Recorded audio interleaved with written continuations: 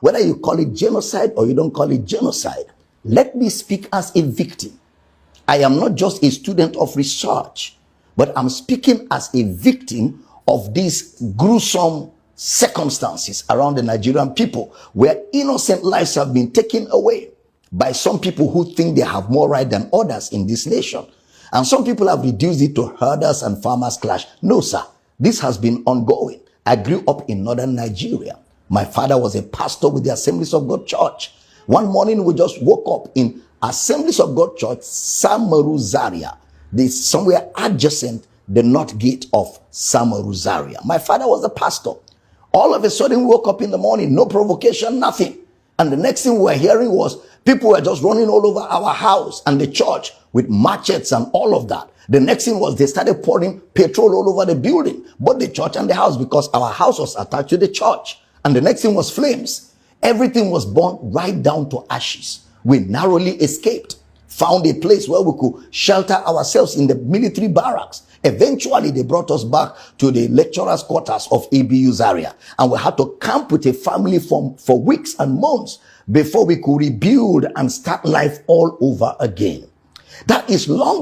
I'm talking about 1986, 87. What about the Metasine situation? Metasine was a sect of the Islamic religion who went around burning and destroying and killing Christians back in the 80s. This is far before there was anything like farmers and herders clash. Then fast forward. What about in the year 2000, where over 2,000 people were killed in Kaduna? Year 2000. What about the over 300 people that were victims of the Miss World in November 2002? All of them, they were not a part of the Miss World. They were just on their own. Something happened somewhere else, and they became victims of it. Lives were killed, houses were destroyed, and whenever they are carrying out this charade, they will be shouting, Allahu Akbar, Allahu Akbar, and they will carry their matches and carry whatever they have, and they will move in their numbers. And everybody on their way that is not chanting what they are chanting becomes a victim. I can go on and on. A few years ago, I was preaching in Kaduna for a great man of God.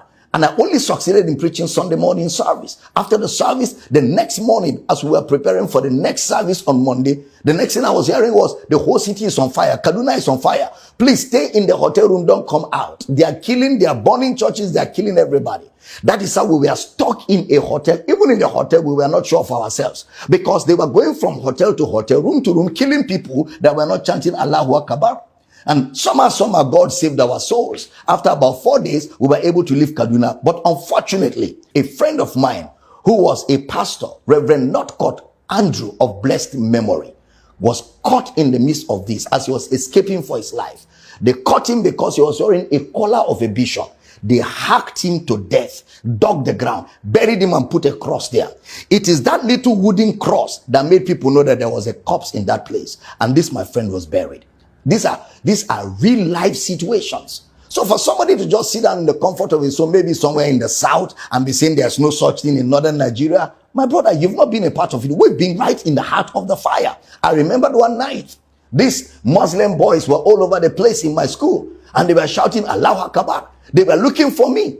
I had to escape. That night, my saving grace was that I found a female hostel and I slept under the bed. By the next day, I left town. For what? I did nothing. No provocation. Just because I am preaching the gospel. And of course, some of them believe that once you are not of the Islamic faith, you are an infidel. And they believe that if you kill an infidel, you will sleep with 7 virgins. All of this kind of indoctrination that leads to violence at the slightest provocation. Whether it has to do with the people or not, you just get on the streets. What about the Reinhard Bonnke crusade? I'm talking about the Reinhard Bonnke crusade in Kano, where people were hacked, macheted, and killed just because a crusade where the gospel of Christ was going to be preached. And that is why I thank God for people like President Donald Trump, who lent his voice to what is going on here. At least, for whatever is what, there's an ongoing conversation all over the world. The matter is no more put under the carpet. And we don't want just conversations. We want some action. And in the midst of all this, it snowballed into the herders and farmers clash. It snowballed into banditry, and everything becomes very complicated. and people are dying by the day. There are people in northern Nigeria, places like Borno State, places like Plateau State, places like Benue State, places like southern Kaduna, where whole villages have been taken over by some of these bandits, by some of these Islamic extremists, by some of these Boko Haram people. They've taken over whole villages, driven the villagers away. And somebody said there is no such thing in Nigeria. Why do we have IDP camps? Why do we have IDP camps when we never had an earthquake? We never had an earth tremor. Why do we have IDP camps when there is no natural disaster? Other than the fact that people are being made victims of what they have no knowledge of. In a secular state like Nigeria, where all religions are permitted to be practiced, this ought not to be allowed. This ought not to be allowed at all. Our government have a duty. Now, when you live in a country like that, where you don't know what becomes of you the next day, you go out, you don't know if you're going to come back. When you go to church, you're not sure if you're going to come back. When you live in such a country, it's almost as if there's no government. And because the first responsibility of government is security of lives and properties.